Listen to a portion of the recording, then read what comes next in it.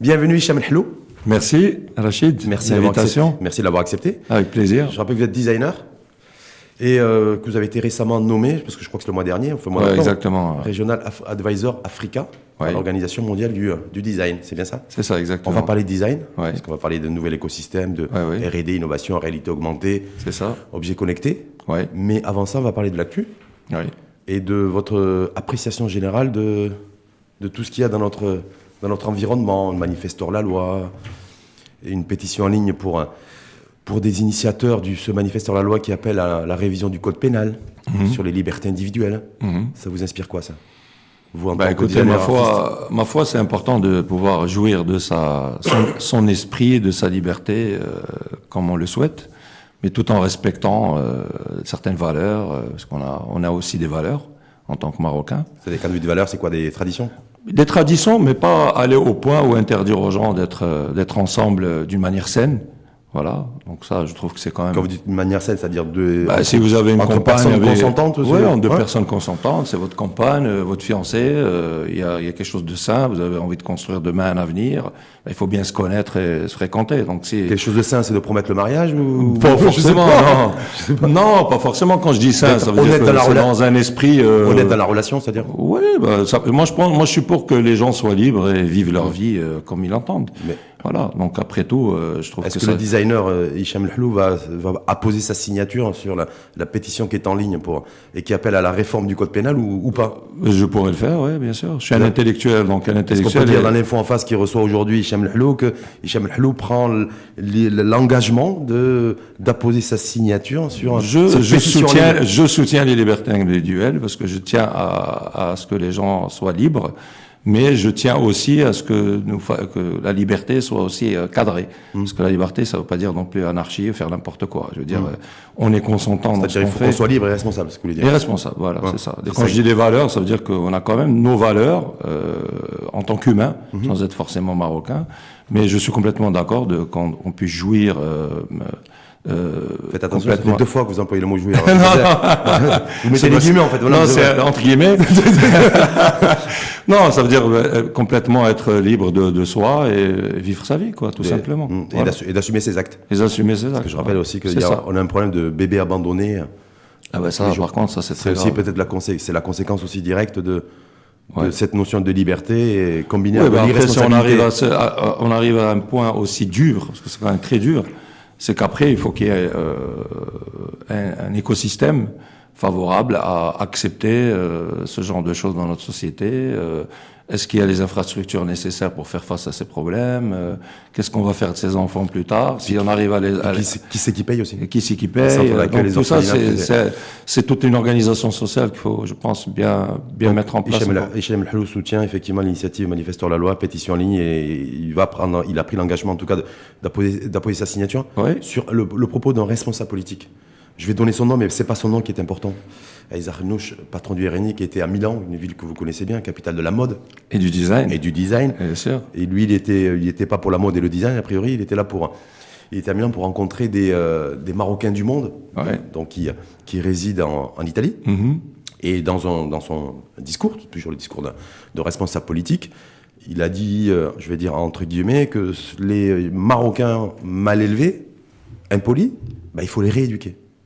Et ça fait un petit peu le buzz sur les réseaux sociaux, entre ceux qui disent il a raison, ceux qui disent non, mais il a tort, de toute façon, il se prend pour qui pour dire ça.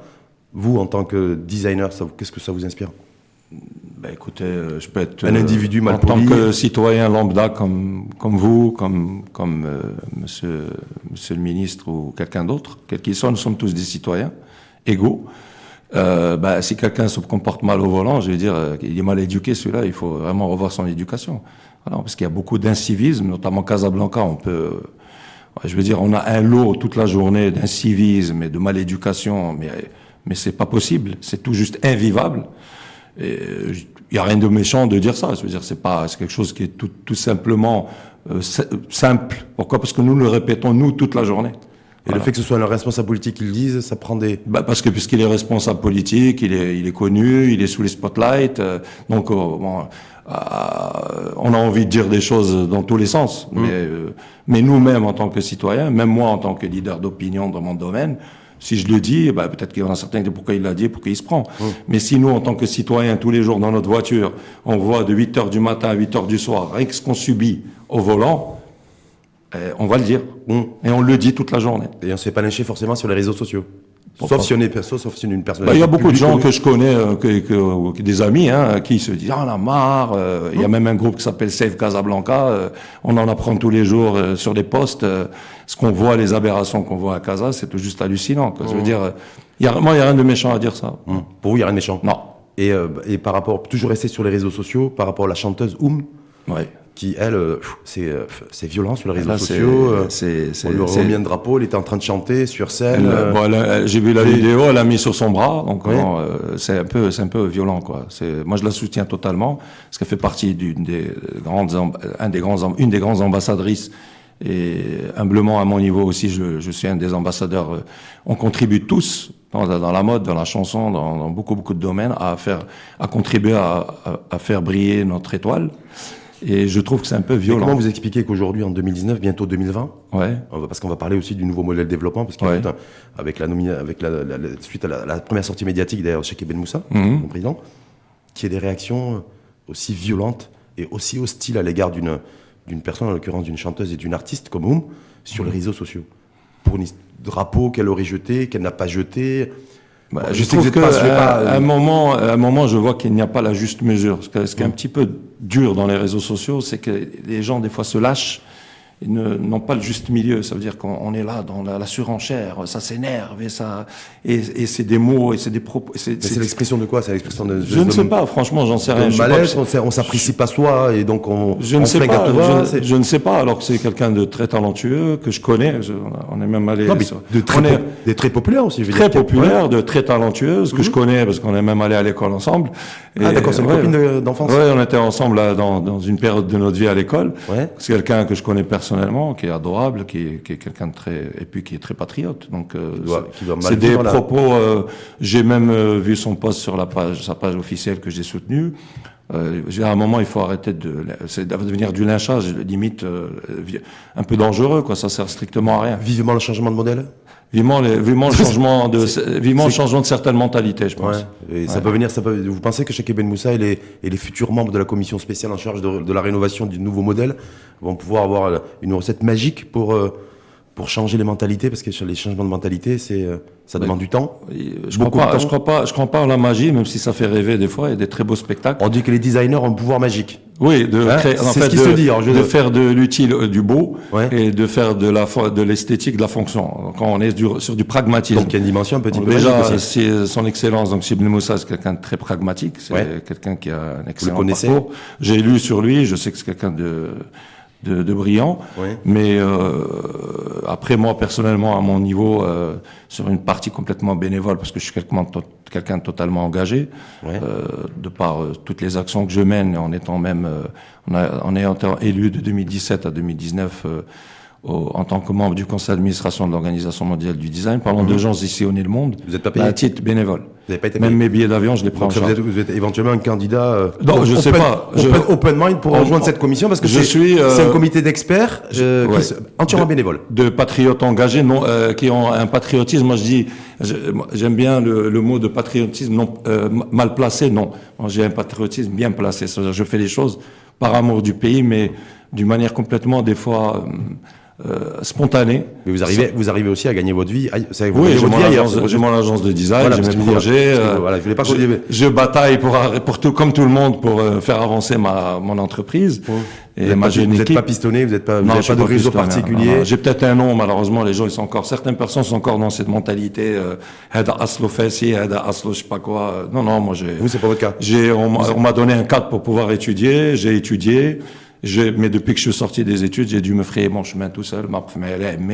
Et si je vous dis que certaines personnes aussi ont une autre appréciation de vous? Parce qu'on est on est dans une société du show-off, du m'as-tu vu. Quand les gens se marient, s'ils n'ont pas telle ou telle marque de montre, c'est devenu un peu limite comme des moutons. Donc finalement, peut-être qu'ils pensent que je suis quelqu'un qui... Hichem Lhlous s'est fait tout seul à la force du poignet. Je continue à 46 ans à me battre comme quand j'ai commencé à l'âge de 23 ans. Donc je bosse. Vous levez tôt le matin pour gagner votre vie. Je bosse très dur, je travaille des fois le week-end. Voilà. Donc, on revient au nouveau modèle de développement. Je suis pas le seul, on est beaucoup à faire ça. Oui, donc c'est clair. Mais on revient sur le nouveau modèle. Est-ce que vous avez des attentes particulières, vous, sur cette commission spéciale qui a été mise en place, qui a 7 mois, en fait, pour rendre son livrable fin juin? Bah écoutez, oui, moi d'ailleurs, donc déjà j'estime que c'est une vision qui est très importante, qui est menée par Sa Majesté, que Dieu l'assiste. Donc le choix de Sibn Moussa, c'est une très bonne personne parce que c'est quelqu'un qui a un très bon parcours, qui a un très bon profil et on entend tabarakallah et comment dire el khair. Bah après moi les attentes, c'est que bon, il y a des grosses attentes sur le social, sur l'éducation, sur la formation professionnelle, moi la seule chose que moi à mon niveau, parce que je suis quelqu'un qui est très engagé socialement pour la communauté, moi je pense que c'est les jeunes sur lesquels il faut vraiment prêter une grosse attention. C'est-à-dire, moi je suis en contact des jeunes tous les jours. Ouais. J'ai des jeunes avec moi à l'agence. Et ça me fait triste d'entendre que beaucoup de jeunes, non pas uniquement dans mon domaine, cherchent des opportunités pour quitter le pays, pour aller travailler au Canada ou ailleurs, alors qu'ils ont beaucoup de talent. On sait pas. En fait, le problème, c'est que chez nous, on ne sait pas valoriser les gens qui font. C'est ça l'enjeu. Voilà, l'enjeu, c'est comment. Les jeunes Français partent en Angleterre, partent aux États-unis. Mais en France, ils viennent. Le phénomène migratoire, voilà, c'est. Je sais plus sur quelle chaîne de. Oui, exactement. Est-ce qu'il faut freiner le mouvement migratoire? Non, on peut pas le freiner, c'est quand on veut partir. Oui, mais ce qu'il faut faire, c'est garder les talents. Ça, par contre, il faut pas les laisser partir. Donc, il faut mettre dans ce nouveau modèle, comment mettre en place un système pour valoriser les gens qui sont devenus des exemples dans leur domaine respectif, et comment ces gens peuvent être des référents pour ce nouveau modèle de développement. Pour vous, c'est la priorité des priorités, Hichem Lhlous? C'est une des priorités, on a plein. Il y a la santé, il y a la justice, il y a beaucoup de choses. Est-ce que le fait d'imposer aussi par la loi et par la force de la loi, le fait que chaque citoyen paye son impôt, que chaque société paye ses impôts, est-ce que pour vous, c'est pas une priorité? Des priorités aussi, parce que je me dis, vous avez parlé d'éducation qu'il faut financer, ou des hôpitaux aussi, parce qu'il faut de l'argent, il faut de l'argent public. Déjà, il faut qu'il y ait le patriotisme par le côté fiscal. Les gens doivent payer leurs impôts. Vous avez vu la déclaration de Mohamed Ben Chaboun l'autre jour, ministre de l'économie et des finances, réforme de l'administration, qui disait qu'il y a 80% des Marocains qui ne sont pas en conformité avec l'impôt. C'est 80. Quand même très grave. Je sais pas. Donc je me dis, est-ce que vous, en tant qu'artiste designer, voilà là-dessus, vous dites, moi je trouve que vous payez vos impôts, vous êtes là. Il y a une caméra qui. Oui, j'ai ma fiduciaire, je fais des choses en règle, je fais des choses à mon niveau, comme il faut. Je suis les conseils de ma fiduciaire, je fais des choses d'une manière propre, quoi, au maximum que je peux. Voilà. Mais en tout cas, donc nouveau modèle de développement, pour vous, c'est un tournant pour notre pays? C'est un tournant, mais moi je dis c'est un tournant parce que c'est, comment on veut dire, apporter une nouvelle dynamique pour préparer peut-être les 10 ou les 20 prochaines années. Mais je pense qu'il faut qu'on soit notamment, moi je serais prêt à donner bénévolement de mon temps pour apporter des idées à cette commission. Voilà. Je lance un appel. Voilà. Vous lancez un appel à chacun de ça. Voilà, que je serais ravi de ne pas porter ma pierre à l'édifice pour essayer d'inspirer, de donner, parce que je suis au contact de la société à mon niveau.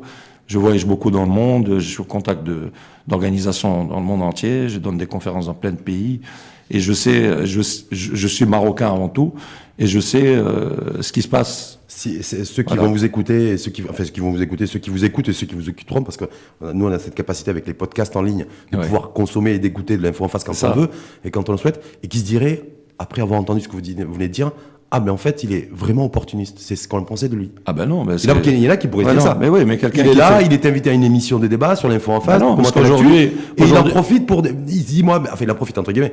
En tout cas, il est en train de dire, ben voilà, moi je suis ouvert aussi. Cette commission, ça m'intéresse. Alors que vous le faites parce que voilà. Mais c'est bénévole. Je veux dire, je suis prêt à prendre ma voiture, comme je prends l'avion pour aller jusqu'à Hyderabad en Inde, à mes frais, pour assister à une 30e assemblée générale de l'Organisation mondiale du design, à mes frais. Pour m'engager pour la communauté et revenir à mes frais. Donc le sens de l'engagement bénévole, non opportuniste. Par contre, quand je fais ça, beaucoup de gens me disent « tu fais chiflous ». Là, c'est dit « fais flous ». Quand j'ai été décoré par la France, on m'a dit « tu fais chiflous ». On dirait que tout doit être avec le flous. Non, j'ai été reconnu, ça a touché mon père, ma famille, tous mes proches. Parce que je suis quelqu'un qui a travaillé dur pour arriver et être fait chevalier de l'ordre des Arts des Lettres par la France. m'a fait la piston, là, ouais, c'est Pour par votre mérite. engagement vis-à-vis de l'Afrique. Pour mon engagement vis-à-vis, déjà par reconnaissance de mon parcours, mon engagement vis-à-vis de la communauté, de mon domaine, et de ce que je fais, quoi. En tout cas, si Chakib Ben Moussa vous appelle, allez faire des allers-retours entre Casablanca, vous êtes domicilié à Rabat, pour vous, c'est du pipicha. Hein, c'est ça. Je le fais pour aller à l'autre bout du monde bénévolement. C'est pas Rabat qui va me... Si je dois apporter humblement des choses avec d'autres personnes, pourquoi pas? Justement, faire la De fait, c'est ce qui nous chagrine d'ailleurs, c'est que des fois on se dit pourquoi on n'est pas invité dans tel et tel événement, parce que pourquoi on reconnaît pas le mérite et la sueur du front. Des fois, ça m'arrive de dire, mais j'ai l'impression de pas exister, quoi. Alors que des gens pensent. Ah, carrément. Oui. Il y a beaucoup de gens qui pensent que, j'ai ma tête des fois dans les médias. Hicham Hlou, il est dans toutes les soirées VIP. Ah non, pas du tout, non. 5 étoiles, il est invité, il est engagé. Non. J'ai jamais, limite, été, j'ai eu aucun avantage par rapport à ce que j'ai fait, par rapport, non. Non. Donc là, vous cassez en fait certains préjugés. Non, oui, ça m'étonne pas. Tout le monde me dit, tout le monde dit que tu es arrogant, tout le monde dit ceci. Je dis oui, parce que les gens s'arrêtent à une photo dans la presse, mais il faut s'asseoir avec les gens avant de les juger. En fait, c'est les photos designées qui font. Peut-être, c'est pas pour ça. On va passer au design. Est-ce que vous avez aussi, ce que je vous souhaite, si demain vous devez contribuer effectivement à cette commission en charge de rénover de rénovation du nouveau modèle de développement, sur la place du design. Qu'est-ce qu'on peut imaginer? Parce que je pense, j'ose espérer que l'innovation, la recherche, recherche et développement, l'intelligence artificielle, réalité augmentée feront partie intégrante. C'est peut-être le fil rouge d'ailleurs de ce que je vais juste me permettre. Va proposer. J'étais invité au Med Days l'année dernière, pour parler en tant que speaker. Donc c'est quelque chose qui m'a beaucoup touché, parce qu'il y a une reconnaissance sur le leadership et ce que j'apporte en tant que provider, en tant qu'idée. J'étais invité à l'Ifran Forum il y a la semaine dernière, où je me suis déplacé bénévolement aussi pour apporter mon soutien à l'initiative. Donc il y avait pas mal de gens de toute l'Afrique. Et l'Afrique, terreau de l'innovation. Donc c'était innover, entreprendre. Donc j'étais moi dans le panel. Il y avait Adama Paris, qui est une grande fashion designer mondialement connue du Sénégal, etc.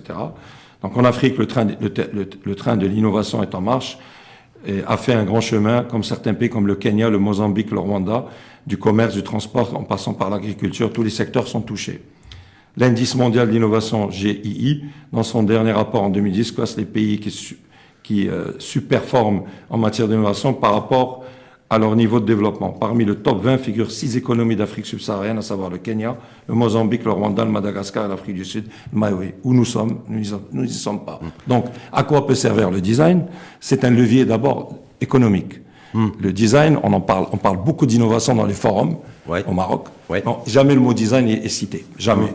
Déjà parce que le design est perçu. Moi, ce que je regrette, surtout le nom des inventeurs n'est jamais cité. Voilà, aussi. C'est tout ça qui me dérange. Ça aussi, l'histoire c'est un autre débat. Voilà, c'est un autre débat.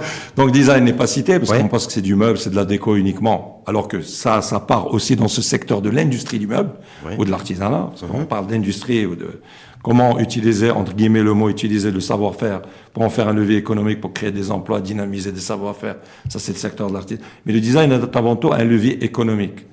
Aujourd'hui, quand j'ai été élu à mon humble niveau, au niveau de l'Organisation mondiale du design, a été élu au même titre que moi le patron du design Samsung Electronics. Monde. Il a plus de 600... Pour l'apport et ça... Il est le vice-président en charge du design. En fait, sa marque du design... Ça veut dire que c'est toutes les politiques design au niveau de cette marque, en tant qu'entreprise. Smartphone, téléviseur... Téléviseur, tout, ses choix, tout. Mais quand je lui dis, est-ce que tu dépends du président pour les budgets et tout, il me dit, c'est moi qui pilote tout.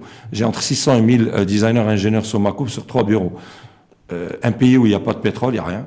Mais on a compris que le capital humain, c'était la richesse première. Donc je pense que déjà, sur ce nouveau modèle de développement, c'est sur les gens qu'il faut miser.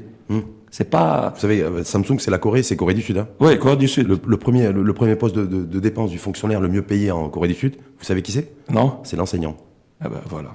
C'est pour ça que je l'éducation. Le lien, peut-être vous faisiez. C'est-à-dire qu'ils ont compris que le peuple, c'était la matière, c'était eux là la richesse. Mais quand vous étiez le design, parce que je tombais sur une étude dans un cabinet anglo-saxon, en fait, qui a écrit noir sur blanc, qui atteste le fait que quand on investit 1 euro, c'est-à-dire à peu près 11 dirhams, il y a un impact direct sur le chiffre d'affaires de 2,25%.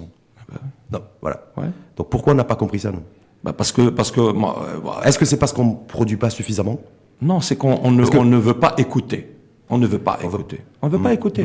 Alors voilà, on revient à cette histoire de mentalité et d'inertie. à Ardo Ali et l'Inforum. Je m'invite beaucoup dans des talks, comme tout le monde, dans différents secteurs respectifs. Et quand je parle, les gens ils disent ah d'abord je vais sauter. Ah c'est dit je suis venu pour apporter des idées. Je viens gratuitement pour parler en tant que speaker parmi d'autres. Je leur dis vous parlez d'innovation, mais au jour d'aujourd'hui, dans les universités publiques et privées, nous n'enseignons ni bachelor, ni master, ni PhD en design. Au Maroc, rien. Et vous avez... On est en retard de 20 ans. Vous allez au Nigeria, vous allez au Mozambique. Est-ce que c'est parce qu'on n'a pas pigé l'enjeu? Non, on n'a pas pigé. Ou est-ce qu'aujourd'hui, il y a pas, on n'est pas encore arrivé à arrimer l'univers académique, donc le savoir, avec l'univers économique, et que l'entreprise aussi n'est pas demandeur. Parce quand on écoute des leaders d'opinion, en l'occurrence moi et d'autres confrères, je suis pas le seul à parler de ça. Il y a la Casablanca Design Week, il y a eu des talks qui ont été organisés par des confrères, où il y a une industrielle avec un designer confrère. Depuis plusieurs années, ça. Pourquoi ces industriels locaux ne font pas appel aux designers pour dynamiser des nouveaux produits, ce qui est vrai. Dans le secteur électrique, on comprend pas. On veut pas écouter. Alors que par exemple, Hicham El Hallou, vous avez pu échanger avec Moulay Hafel Alami, ministre en charge du commerce et de l'industrie, et de l'économie numérique là-dessus, parce que c'est, à mon avis, c'est l'interlocuteur idoine pour. Quand on a j'avais co-organisé avec l'Organisation mondiale du design un forum économique sur le design, sur les économies de design, donc Africa Design Days en 2017, qui était sous le haut patronat de Sa Majesté.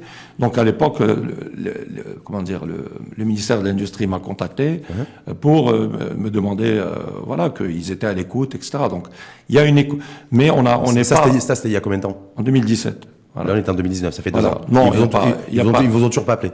Non, et je serai à leur disposition pour aider à mettre en place. Je veux dire, à l'époque, il y avait une écoute, ils sont là, mais je pense que on n'a pas encore cette mentalité que eux viennent vers nous. C'est toujours nous qui devons faire le pas pour aller vers les gens. On se dit pas, tiens, il a été élu. C'est pour ça que vous êtes allé vers Chakib Ben Moussa, vous voulez dire. Je suis invité à la caméra, je lance amicalement un appel en disant s'il y a besoin d'idées, je suis à votre disposition. De manière très simplifiée aussi, parce que vous êtes artiste, vous avez cette habitude de réfléchir, en fait, de penser à des grandes œuvres artistiques, mais sur le design. Dans le design, c'est de l'art appliqué. C'est de l'art appliqué. À l'innovation, à la science. Là, c'est les arts appliqués. Se dire aujourd'hui que dans un stylo, par exemple, celui-ci, sans donner la marque, il peut y avoir aussi du design. Ah, bien sûr. Déjà, la marque de ce stylo, on peut le citer. Il y a une vraie révolution. C'est une marque mythique qui est aujourd'hui, qui est dans des musées, où on étudie cette marque dans les grandes écoles de design, jusqu'au doctorat, pour expliquer le business model de cette marque. Qu'est-ce qu'on pourrait nous avoir comme, parce qu'on va le citer, c'est BIC aussi. BIC, BIC, c'est légendaire. Mais qu'est-ce qu'on pourrait nous mettre au goût du jour avec beaucoup de design? Est-ce que la brosse pour se coiffer en plastique? Déjà, malheureusement, elle est fabriquée en Chine déjà. Elle est déjà partie en Chine. Parce qu'elle est protégée. Donc c'est mort. Après 50 ans, il faut pas oublier une chose, c'est qu'un produit rentre dans le domaine public, donc il peut être que... Pour faire avancer le schmilblick. Avancer le schmilblick, alors, avancer le schmilblick, c'est que moi, de toute façon, je suis pas tout seul. Et déjà, on fait partie d'un continent. Il y a énormément de talents sur le continent. Il y a des talents chez nous au Maroc. Donc, d'ailleurs, à juste titre, j'ai co-initié et co-écrit un livre sur le design en Afrique, dans lequel il y a pas loin de 10 designers du Maroc. Et le but, c'était de mettre en éclairage, c'est un livre qui est commercialisé partout dans le monde, de mettre en éclairage des jeunes designers émergents, des grands noms du design africain, de dire comment le design peut aider déjà le Maroc et l'Afrique, puisque nous sommes un pays complètement intégré à fond sur l'Afrique, comme un des plus principaux hubs. Mais le design a son rôle à jouer au niveau du modèle développement, uniquement du nouveau modèle développement, mais d'un modèle développement inclusif pour les écosystèmes en Afrique, notamment au Maroc. Il faut qu'on comprenne. D'ailleurs, il y a un gros cabinet McKinsey qui a créé, qu'on peut le trouver en ligne, de business value au design. On peut trouver l'étude. Comment le design peut aider à l'émergence. Aujourd'hui, sur l'Afrique de l'Ouest, notamment au Maroc aussi, il n'y a pas d'école. Mis à part des écoles privées, il n'y a pas d'école, il n'y a pas de cursus universitaire dans le design. Alors que dans des pays anglophones africains, on est entre 15 et 20 ans, ça fait déjà qu'ils y sont.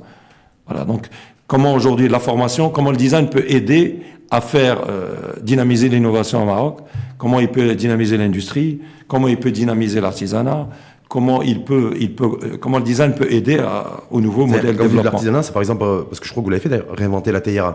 Non mais je veux dire, c'est ça. Parfois, c'est des choses. En fait, je me suis rendu compte en préparant votre venue, Hicham El Hallou, que d'abord, c'est des choses simples parfois qu'on réinvente avec du design. Mais je vais être très franc avec vous. Si je crée moi un objet qui va faire un clin d'œil au tarbouche ou à une théière ou à une babouche, je l'ai fait. C'est un acte créatif qui va marquer son temps. Mais est-ce qu'il est inclusif? Il a servi à dynamiser le secteur. Ça m'étonnerait. Peu d'impact sur le secteur. Pourquoi? Parce qu'il n'est pas, même s'il y a eu la marque artisanale du Maroc il y a plus de 10 ans, avec une vraie vision qui est formidable. Mais aujourd'hui, on n'a pas utilisé le design comme un système économique inclusif à dynamiser certains secteurs. Et le premier par lequel il faut rentrer, très vite, c'est l'éducation. Aujourd'hui, il y a une demande. Il y a beaucoup, moi j'ai plein d'amis ou des gens qui me contactent par les réseaux sociaux.